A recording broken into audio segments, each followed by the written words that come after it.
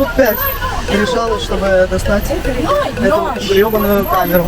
Я верю, что каждый человек рожден для того, чтобы зазвучать в этой жизни. Рот у меня закрылся, а тело сжалось, что на меня кто-то смотрит. Нет никакой опасности, что я достаю камеру и снимаю.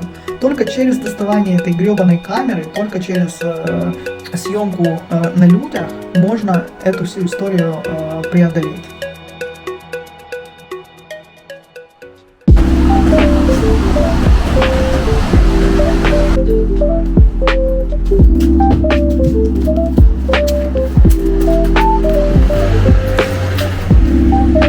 Очень мало места для парковки. Обсуждали с моей помощницей по YouTube Юлей тему для влогов и для YouTube. И пришли к такой теме. Сейчас я подсмотрю, как она называется. Почему я начала снимать влоги, с какими сложностями я, собственно, сталкиваюсь? Почему я начала снимать? Давайте вместе думать. Снимать я начала с ретритов. Я провожу ретриты с растениями силы в Перу, иногда в Европе. И у меня была потребность как-то рекламировать эту историю. Но это очень быстро переросло в что-то большее. То есть, с одной стороны, была потребность рекламировать, а с другой стороны, я поняла, что у меня затык говорить, что у меня есть затык выражать себя. Все мы родом из детства, конечно же, и наши проблемы, наши затыки, наши травмы, они тоже родом из детства. Моя проблема говорить, она тоже оттуда. Говорить, выражать себя.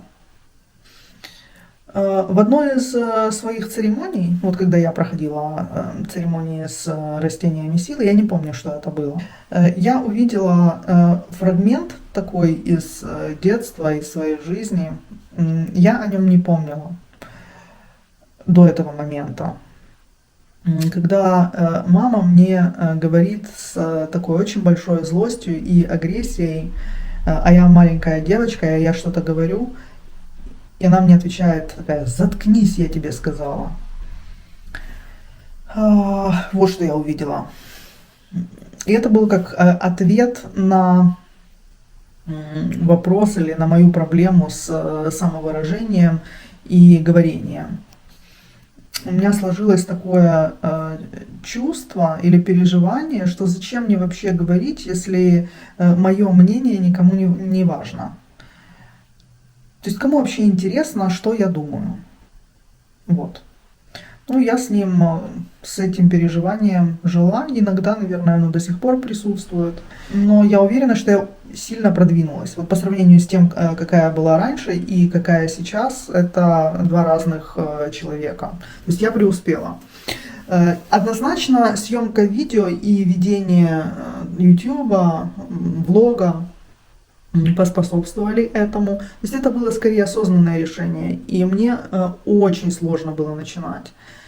То есть это такое преодоление себя, такое сопротивление, я не знаю. Но мне повезло, что у меня было много, можно сказать, свободного времени или оперативной памяти, вот тогда, когда я жила в Перу, и я могла уделить этому время.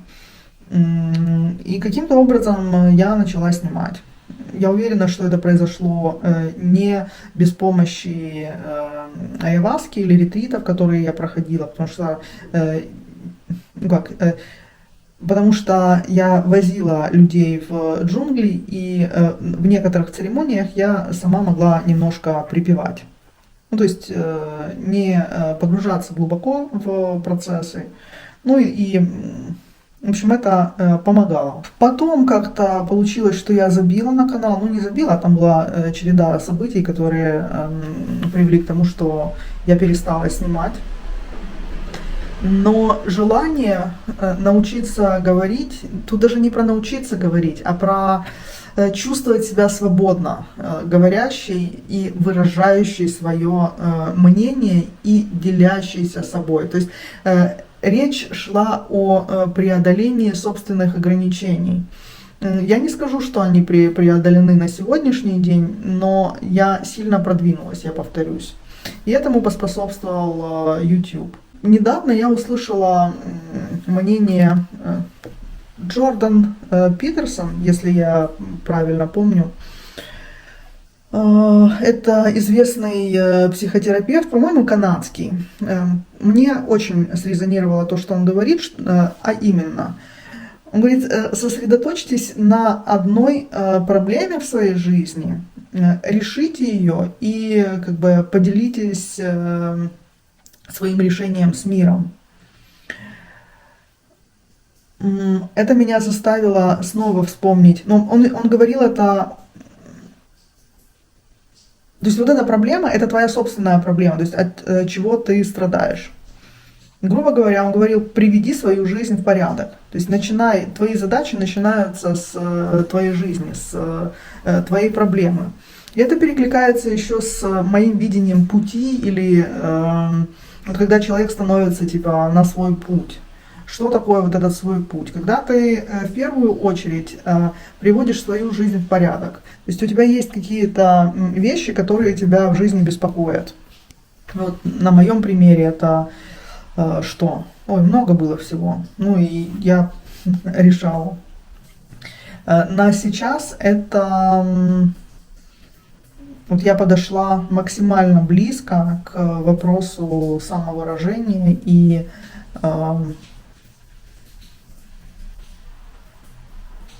говорения или позволить себе звучать. Вообще, я верю, что каждый человек рожден для того, чтобы зазвучать в этой жизни или звучать в этой жизни. Это непростая задача, но в ней очень много смысла. И иногда я задаю себе вопросы, и вообще это очень хорошая идея задать себе вопрос, а как бы я хотел в этой жизни прозвучать. Вот. Я не знаю, закончится ли это когда-нибудь. Я минут 5 решалась, чтобы достать эту гребаную камеру. Иду сейчас встретиться с подругой. Хотим сделать вместе церемонию одну в Синтре. У нее есть ребята, которые хотят пройти, а я могу сделать. Вот. Ну, у меня тоже есть желающие, но что-то не было мотивации самой это все организовать. Наверное, вместе веселее. Это Кашкайская Марина. Видно? Не знаю. Надеюсь, что видно.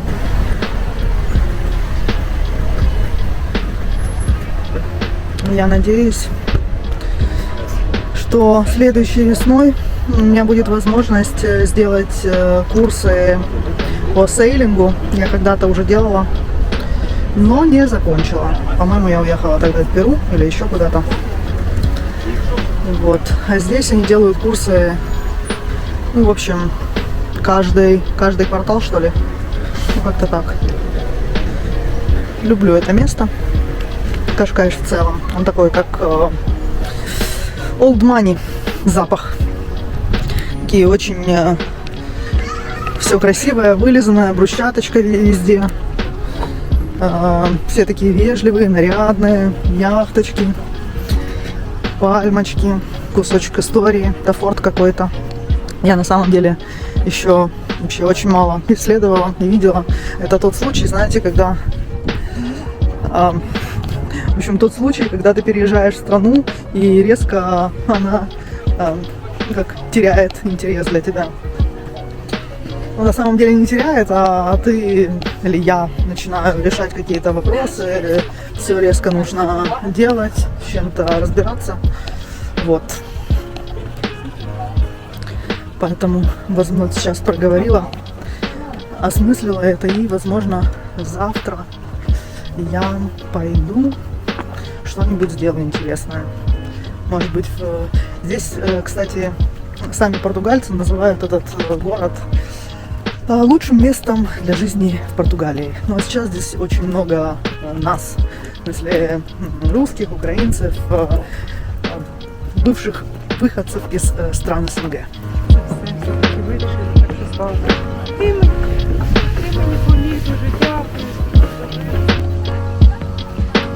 Сейчас я подхожу к своей локации. Блин, солнце в глаз прямо бьет. Я не вижу, как я себя снимаю.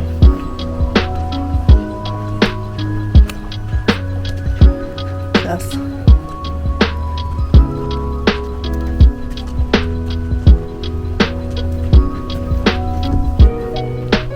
Сейчас прогуляемся.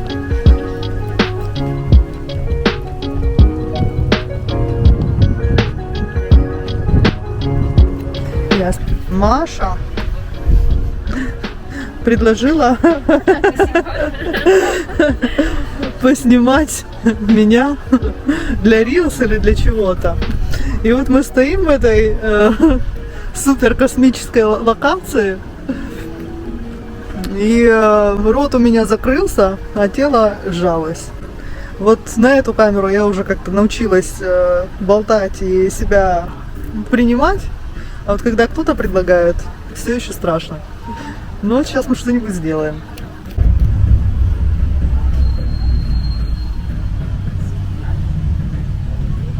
Вот интересно, что я шла к вам навстречу.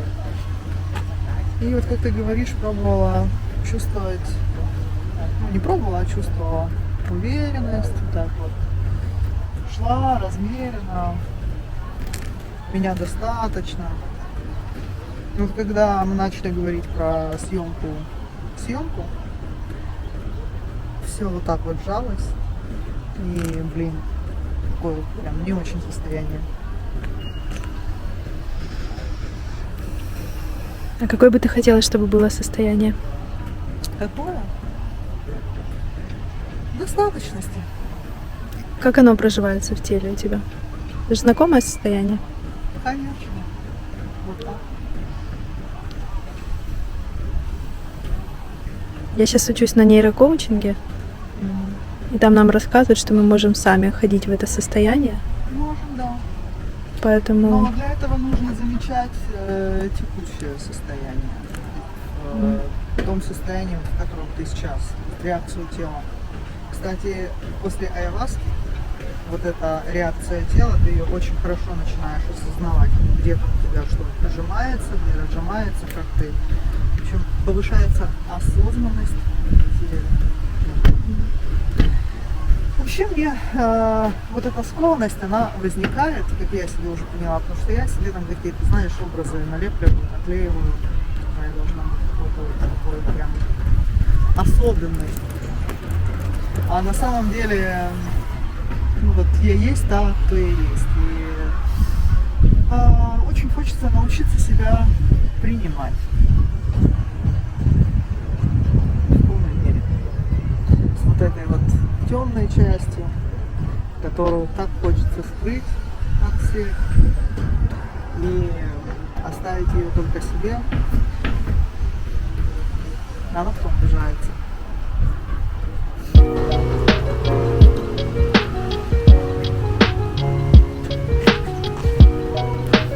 Ну и с какими сложностями, да, я сталкиваюсь. У меня съемка очень сильно зависит от состояния. Бывает, когда вообще не хочется снимать. Это больше распространяется на мой экспертный канал, где я говорю о психоделиках и о ретритах. Там как будто бы типа хочешь не хочешь, должен. То есть у меня есть план, он выглядит то есть публикация одного видео в неделю. Пока я разгоняюсь после вот этого периода не съемки, и пока мы не делаем одно видео в неделю, Но я стараюсь снимать. Я заметила, что когда я снимаю регулярно, снимать становится проще, говорить становится проще. Это кайф. Поэтому как рутина или постоянно повторяющиеся действия — это залог успеха. А с чем еще я сталкиваюсь, с какими сложностями? Ну, элементарно, пока ты приучишься носить камеру, элементарно, пока ты научишься доставать телефон. То есть я думала, что это будет гораздо быстрее. Мне казалось, что я стану блогером за полгода. Нифига. Изучение каких-то программок, изучение каких-то фич. Меняешь камеру, все, ты изучаешь это с нуля. Я не умею снимать, то есть я не знаю, как снимать себя. Как будто бы, чтобы снимать хорошо или делать классное видео, просто говорить недостаточно. Еще нужно видеть ракурс, снимать какие-то интересные моменты, не бояться эту камеру вытягивать. Это вообще отдельная история. Я уже говорила, что я только успеваю себя ловить как на том, что... То есть, я только вытягиваю камеру, потом оглядываюсь по сторонам, не смотрит ли на меня кто-нибудь. Потом делаю вдох, выдох. Вспоминаю, что все равно мне нужно научиться снимать себя даже тогда, когда на меня смотрят. И достаю и снимаю себя. Мне бывает даже, то есть я ловлю себя на чувстве стеснения и стыда, даже когда Ира дома. Одно дело, когда я снимаю себя одна, а другое дело, когда я знаю, что Ира дома, и у меня такое как бы чувство дискомфорта. Конечно, мне хочется прийти к тому, чтобы я просто вынимаю и снимаю. Почему? Потому что мне надо или потому что я так хочу. Пожалуй, вот это главная задача для меня. То есть для меня это равно свобода. Для меня это равно победить или преодолеть, или показать себе, что нет никакой опасности, что на меня кто-то смотрит. Нет никакой опасности, что я достаю камеру и снимаю. Что другие люди могут думать обо мне то, что они хотят. На меня это никак не влияет. И я знаю, что все эти вещи можно показать себе только на практике. То есть выучить в теории их не получится. Только через доставание этой гребаной камеры, только через съемку на людях можно эту всю историю преодолеть. Вот, пожалуй, это основное. Я хочу чувствовать себя свободней, и я не хочу зависеть от мнения людей. На сегодняшний день в большой степени я завишу от мнения других людей. Сейчас я еще одну вспомнила мотивашку, почему я начала вести YouTube. У меня есть ощущение, что мне есть чем поделиться с миром. Но для этого нужно уметь говорить и научиться себя доносить. И это путь. Вот. Классно, когда я это понимаю, но я не всегда об этом помню. Поэтому YouTube — это попытка научиться себя доносить.